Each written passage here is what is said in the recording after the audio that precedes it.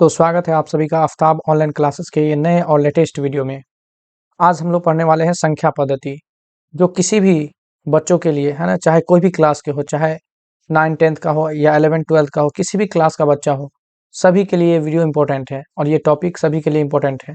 इसमें हम लोग पढ़ने वाले हैं प्राकृतिक संख्या, पूर्ण संख्या, पूर्णांक संख्या, सम, विषम, भाज्य, अभाज्य, परमेय और अपर्मेय और वास्तविक संख्या को पढ़ने वाले हैं।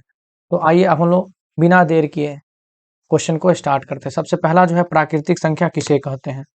सबसे पहला क्या है, प्राकृतिक संख्या किसे कहते हैं। तो हमने लिखा है यहाँ पे गिनती की संख्या को प्राकृतिक संख्या कहते हैं। गिनती की संख्या को, यानी गिनती कहाँ से शुरू करते हैं, हम लोग 1 से शुरू करते हैं, तो जो गिनती की संख्या उसे ही क्या कहते हैं, प्राकृतिक संख्या कहते हैं।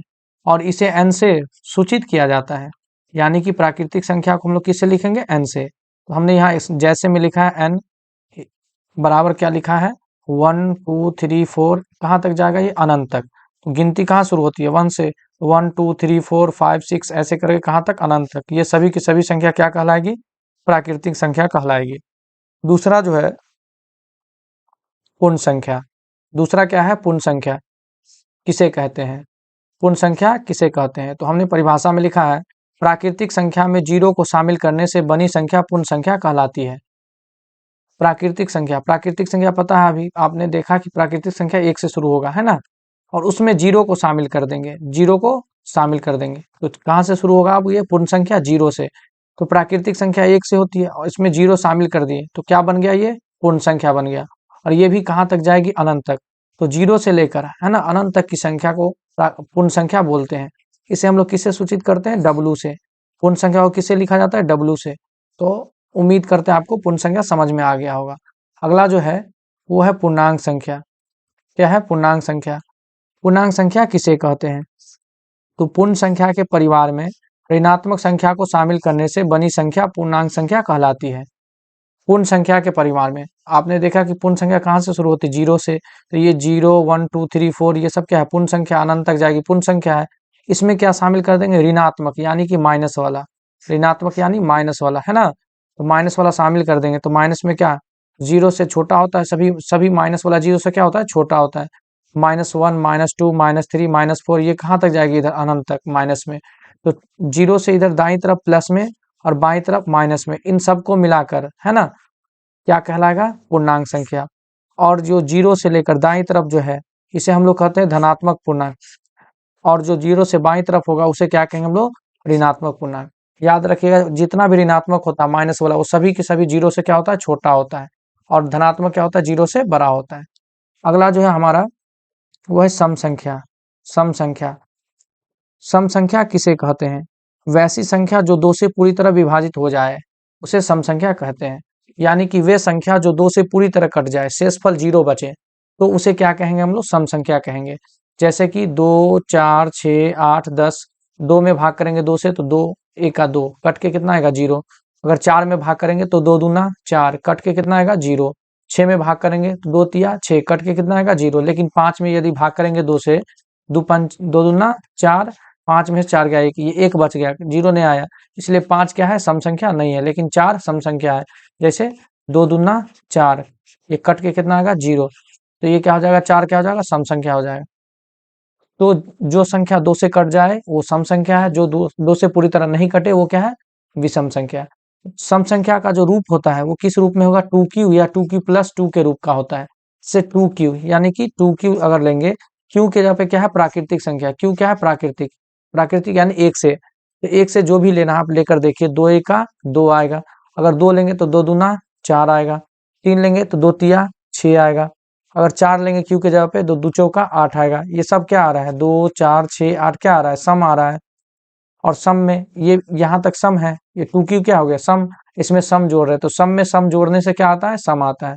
तो सम संख्या किसे कहेंगे, जो संख्या 2 से पूरी तरह विभाजित हो जाए वो सम है। अगला जो है हमारा विषम संख्या। तो वैसी संख्या जो 2 से पूरी तरह विभाजित न हो उसे विषम संख्या कहते हैं। सम संख्या का ठीक उल्टा, जो 2 से पूरी तरह विभाजित नहीं होगा उसे क्या कहेंगे हम लोग, विषम संख्या कहेंगे।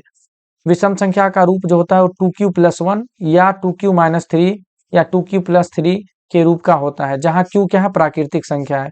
यहाँ देखिए 2q प्लस 1, 2q प्लस 1, तो 2q के जगह पे अगर 1 डालेंगे प्लस 1, कोई भी प्राकृतिक ले लेना है, एक से कुछ भी ले सकते हैं हम, 1 2 3, तो 2 1 का 2 1 3, कितना आएगा 3, तो 3 क्या है, विषम है। तो आपने देखा कि इससे किसका मान आएगा, विषम का। इससे देख लीजिए 2q-3 से, 2q-3, q की जगह पे अगर 1 रखेंगे, 2 1 का 2 -3, 2 1 का 2 -3, कितना आ जाएगा, माइनस, कितना आ जाएगा, -1 आ जाएगा। ये क्या है, विषम संख्या है। तो इससे क्या आएगा, सम आएगा, सॉरी यहाँ प्लस होगा, इससे क्या आएगा, सम आएगा। 2q से सम आएगा, लेकिन उसमें अगर हम विषम जोड़ देंगे, यानी 1 जोड़ देंगे, 3 जोड़ देंगे, 5 जोड़ देंगे, विषम जोड़ देंगे, तो उससे क्या आएगा, विषम आएगा। क्या आएगा, विषम। 5 क्या है, विषम संख्या। जैसे में हमने लिखा है 1 3 5 7 9 11 13 15 17, ये सब 2 से नहीं कटेगा, इसलिए सब के सब क्या है, ये विषम संख्या है। अगला जो हमारा है वो है भाज्य संख्या किसे कहते हैं। भाज्य संख्या, भाज्य संख्या का दूसरा नाम यौगिक है, या इसका तीसरा नाम क्या है, संयुक्त संख्या। तो चाहे आपका भाज्य संख्या रहे, यौगिक संख्या रहे या संयुक्त संख्या रहे, तीनों का परिभाषा एक ही होगा।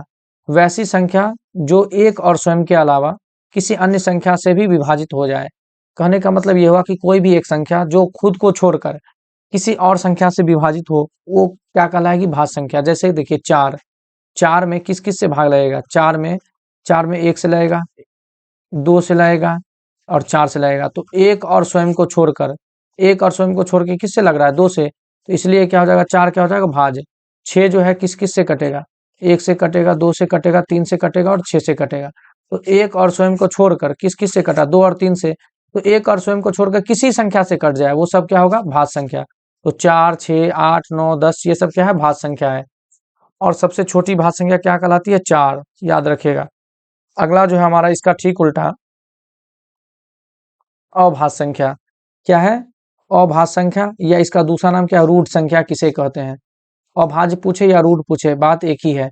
वैसी संख्या जो एक और स्वयं के अलावा किसी अन्य संख्या से विभाजित न हो, है ना, एक और स्वयं के अलावा किसी अन्य संख्या से विभाजित नहीं होगी, वो संख्या क्या कहलाएगी, अभाज्य। जैसे कि देखिए 2 है, तो 2 किससे कटेगा, 1 से कटेगा और 2 से कटेगा, और किसी से कटेगा, तो एक और स्वयं को छोड़कर, 1 हो गया और 2 तो स्वयं ही है, तो एक और स्वयं को छोड़कर किसी संख्या से 2 कटती है, नहीं कटती है, तो 2 क्या हो जाएगा, अभाज्य। 3 भी क्या होगा, अभाज्य। 5 भी क्या होगा, अभाज्य। 7 भी क्या होगा, अभाज्य। इस तरह से 11 क्या होगा, अभाज्य। 13 क्या होगा, अभाज्य। वैसी संख्या ऐसे देखिए कि वो किसी से नहीं कटे, तो जो किसी से नहीं कटेगा एक और स्वयं को छोड़कर, वो सभी संख्या क्या कहलाएगी, अभाज्य संख्या। और सबसे छोटी अभाज्य क्या है, 2 है, याद रखिएगा, सबसे छोटी अभाज्य संख्या 2 होता है। अगला जो है हमारा सअभाज्य संख्या। क्या है, सअभाज्य संख्या किसे कहते हैं, तो जिन दो संख्या का मौसा 1 होगा, जब दो संख्या लेंगे उनका मौसा क्या होगा, 1 होगा, तो उसे क्या कहेंगे, सअभाज्य। जैसे कि देखिए 2 और 3, 2 और 3 लिए हैं, तो 2 और 3 का मौसा निकालिए, 2 1 का 2, 3 में से 2 गया 1, 1 को भाग करेंगे किसमें, 2 में, तो 1 दूना 2, इसका मौसा कितना आ गया, 1 आ गया। जिससे लग जाता है वो मौसा होता है, तो मौसा कितना आ गया, 1, इसलिए ये दोनों क्या हो जाएगा, सअभाज्य। 5 और 7 भी क्या होगा, सअभाज्य, क्योंकि 5 और 7 का मौसा निकालेंगे तो 1 आएगा, और 8 और 25 का मौसा निकालेंगे तो कितना आएगा, 1, तो ये भी क्या होगा, सअभाज्य। जिनका मौसा 1 हो, जिन दो संख्या का मौसा 1 हो, वो क्या कहलाएगा, सअभाज्य। तो मौसा निकाल कर आप चेक कर सकते हैं, या डायरेक्टली आप देख सकते हैं कि 5 और 7 सेम संख्या से तो विभाजित नहीं हो रही है, नहीं हो रही, केवल 1 से हो रही है दोनों, और किसी संख्या से दोनों विभाजित नहीं होती है, तो इसलिए इसका मौसा 1 आएगा और सअभाज्य होगा। 5 7 8 25 भी सअभाज्य होगा। अगला देखते हैं हम लोग परिमेय संख्या। काफी इंपॉर्टेंट है ये परिमेय संख्या, खासकर 9th और 10th के लिए काफी इंपॉर्टेंट है परिमेय संख्या। वैसी संख्या जो p बट्टा q के रूप में हो या लिखा जा सके। पहला कंडीशन हमें क्या चेक करना है, या तो p बट्टा q में होगा या हम उसे लिख सकते हैं, जहां p और q दोनों क्या होगा, पूर्णांक संख्या होगा। याद रखिएगा, जब कोई संख्या परिमेय होगा तो वो दोनों चाहे बट्टा में हो या लिख कर देखेंगे तो वो दोनों संख्या क्या होगा, पूर्णांक संख्या। q बराबर 0 न हो, यानी कि नीचे p बट्टा q में नीचे 0 नहीं होना चाहिए, नीचे 0 नहीं होना चाहिए। और अगला क्या है, p और q का उभयनिष्ठ गुणनखंड केवल 1 हो, यानी कि p और q केवल 1 से कटना चाहिए। जैसे कि देखिए 0, तो 0 के बट्टा में कुछ नहीं तो हम क्या लिख सकते हैं, 1, तो 0 बट्टा 1, यानी कि ये हो गया p, ये हो गया q। p बट्टा q में है, नीचे 0 नहीं है, तो ये क्या हो जाएगा, 0 परिमेय हो जाएगा। 5/3, 5 भी पूर्णांक है, 3 भी पूर्णांक है, बट्टा में भी है, यानी कि p बट्टा q में भी है, तो ये क्या आएगा, परिमेय संख्या। √4, तो √4 का वर्गमूल कितना होता है, 2 होता है, तो ये 2 बट्टा कुछ नहीं तो 1, तो ये भी p बट्टा q में आ गया, तो ये भी √4 क्या आ गया, परिमेय। 22/7 परिमेय। आगे है 9.5 पे बार लगा हुआ है रेकरिंग, 9.5 पे रेकरिंग लगा है। तो रेकरिंग वाला जो होता है ना, वो भी क्या होता है, परिमेय संख्या होता है। ये भी क्या होगा, परिमेय संख्या। तो उम्मीद करते हैं आप सबको परिमेय संख्या समझ में आ गया होगा। अगला क्वेश्चन है अपरिमेय संख्या। अपरिमेय संख्या वह वास्तविक संख्या है जो परिमेय नहीं है। यानी कि वास्तविक संख्या जो है उसमें परिमेय भी है और अपरिमेय भी है। वास्तविक में क्या क्या है, परिमेय और अपरिमेय। तो वास्तविक में परिमेय भी होता है और अपरिमेय भी होता है। तो वास्तविक में जो परिमेय होगा वो तो ठीक है, जो परिमेय नहीं होगा वो क्या कहलाएगा, अपरिमेय। तो यहाँ लिखा गया है कि अपरिमेय संख्या वह है जो वास्तविक संख्या में परिमेय नहीं है। अपरिमेय संख्या वह वास्तविक है जो परिमेय नहीं है। तो जो संख्या परिमेय नहीं होगा वो क्या कहलाएगा, अपरिमेय। किस में, वास्तविक संख्या में। जैसे √11 पूर्णांक संख्या नहीं है, तो पूर्णांक नहीं है तो परिमेय भी नहीं है। इसका मतलब ये क्या है, अपरिमेय। जैसे 3 - √5 ये भी अपरिमेय है। पाई क्या है, अपरिमेय। √27 का अगर हम वर्गमूल निकालेंगे तो कितना आएगा, 3 तिया 9 तिया 27, है ना। तो ये दोनों 3 मिला के एक 3 बाहर आएगा और एक 3 रूट में रहेगा। 3√3 पूर्णांक नहीं है, पूर्णांक ये नहीं है, पूर्णांक संख्या नहीं है। तो पूर्णांक नहीं है तो क्या, परिमेय भी नहीं होगा, यानी कि ये क्या होगा, अपरिमेय। और ये जो है 3.01 001 0001, ये क्या है, कोई एक संख्या रिपीट नहीं हो रहा है, धीरे धीरे बढ़ रहा है। तो ये क्या होगा, गिनती में नहीं आएगी, पूर्णांक संख्या नहीं होगी, इसलिए ये क्या है, अपरिमेय संख्या है। अगला हम लोग देखते हैं जो लास्ट होगा इस वीडियो का, वास्तविक संख्या। वास्तविक संख्या किसे कहते हैं, तो यहाँ लिखे हम लोग, परिमेय संख्या तथा अपरिमेय संख्या के समूह को वास्तविक कहते हैं। यानी कि एक तरह से समझिए, ये वास्तविक है, इसमें क्या होगा, परिमेय भी होगा और अपरिमेय भी होगा। परिमेय और अपरिमेय को मिला देंगे तो क्या बन जाएगा, वास्तविक बन जाएगा। परिमेय और अपरिमेय को मिला देंगे तो क्या बन जाएगा, वास्तविक बन जाएगा। तो परिमेय में जो वास्तविक में जो परिमेय है, ठीक है, जो नहीं है वो क्या होगा, अपरिमेय। तो परिमेय और अपरिमेय को मिलाकर क्या बनता है, वास्तविक। तो यहाँ हम कुछ परिमेय संख्या लिखे, कुछ अपरिमेय लिखे। जैसे √4 का वर्गमूल 2 होगा, तो ये क्या हो गया, परिमेय हो गया। ये क्या हो गया, परिमेय हो गया।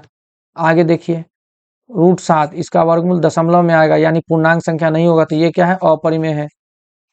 तो इसमें हमने एग्जाम्पल लिया है कुछ परिमेय और कुछ अपरिमेय। तो परिमेय और अपरिमेय को मिलाकर के ही क्या बनता है, वास्तविक संख्या बनता है। दोस्तों उम्मीद करते हैं ये वीडियो आपको बहुत अच्छा लगा होगा, और अगर आपको अच्छा लगा होगा तो अपने दोस्तों में आप ज़रूर शेयर करिए, ठीक है। और ये हमारा ये यूट्यूब चैनल जो है आफ्ताब ऑनलाइन क्लासेज, उसको सब्सक्राइब कर लीजिए, ज़रूर सब्सक्राइब कर लीजिए, क्योंकि आप लोग के लिए इतना मेहनत करके हम वीडियो बनाते हैं। तो आप लोग कम से कम एक सब्सक्राइब कर दीजिए और अपने दोस्तों में शेयर करके इस वीडियो को लाइक कर दीजिए। मिलते हैं अगले वीडियो में, तब तक के लिए धन्यवाद।